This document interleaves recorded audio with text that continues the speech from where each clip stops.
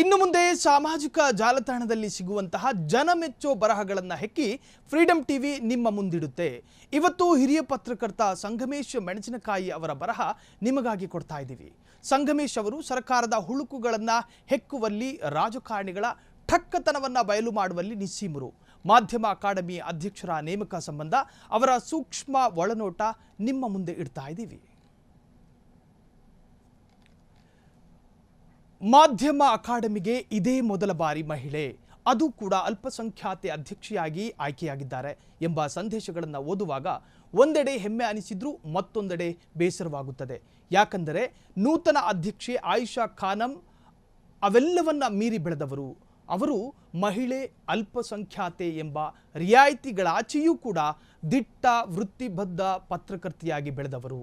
ಕಲಬುರಗಿಯಿಂದ ಬೆಂಗಳೂರಿಗೆ ಹೋಗಿ BSc ನಂತರ ಸ್ನಾತಕೋತ್ತರ ಪತ್ರಿಕೋದ್ಯಮ ಓದಿ Asian Age, Aaj Tak, Star News, DD ನ್ಯೂಸ್ನಂತಹ ರಾಷ್ಟ್ರೀಯ ಮಾಧ್ಯಮಗಳಲ್ಲಿ ದುಡಿದವರು. BBC, CNN ಮಾಧ್ಯಮ ಸಂಸ್ಥೆಗಳಲ್ಲಿ ತರಬೇತಿ ಪಡೆದು ತಮ್ಮ ಕೌಶಲ್ಯ ಅಭಿವೃದ್ಧಿ ಮಾಡಿಕೊಂಡವರು. ಪಶ್ಚಿಮ ಬಂಗಾಳ, ಮಹಾರಾಷ್ಟ್ರ ಹಾಗೂ ದಕ್ಷಿಣ ರಾಜ್ಯಗಳ ಚುನಾವಣೆಗಳನ್ನು ಕೂಡ ವರದಿ ಮಾಡಿದವರು. ದಕ್ಷಿಣ ಏಷ್ಯಾ ರಾಷ್ಟ್ರಗಳಲ್ಲಿ ಸುನಾಮಿ ಅಪ್ಪಳಿಸಿದಾಗ ಸಂತ್ರಸ್ತ ಪ್ರದೇಶಗಳಿಂದ ಹಗಲಿರುಳೆನ್ನದೇ ವರದಿ ಮಾಡಿದವರು. ಶ್ರೀಲಂಕಾದ LTTE ಯುದ್ಧ ಪ್ರದೇಶದಿಂದ ನೇರ ಪ್ರಸಾರ ಕೊಟ್ಟವರು. ಪ್ರಧಾನಿ ಮನಮೋಹನ್ ಸಿಂಗ್ ತಂಡದಲ್ಲಿ ಮಯನ್ಮಾರ್ ಪ್ರವಾಸ ಮಾಡಿದವರು.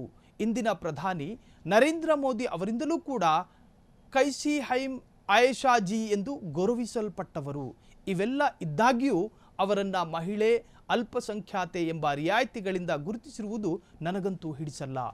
ಇಂಗ್ಲಿಷ್, ಹಿಂದಿ ಮಾಧ್ಯಮಗಳಲ್ಲಿ ಕೆಲಸ ಮಾಡುವ ಕನ್ನಡಿಗ ಪತ್ರಕರ್ತೆಯರ ಒಂದು ದುರಾದೃಷ್ಟ ಏನೆಂದರೆ, ಅವರು ಇಲ್ಲಿನ ವಿಷಯಗಳತ್ತ ರಾಷ್ಟ್ರದ ಕೆಲವೊಮ್ಮೆ ಅಂತಾರಾಷ್ಟ್ರೀಯ ಗಮನ ಸೆಳೆದಿರ್ತಾರೆ, ಕನ್ನಡಿಗರನ್ನೂ ಕೂಡ ತಲುಪಿರಲ್ಲ.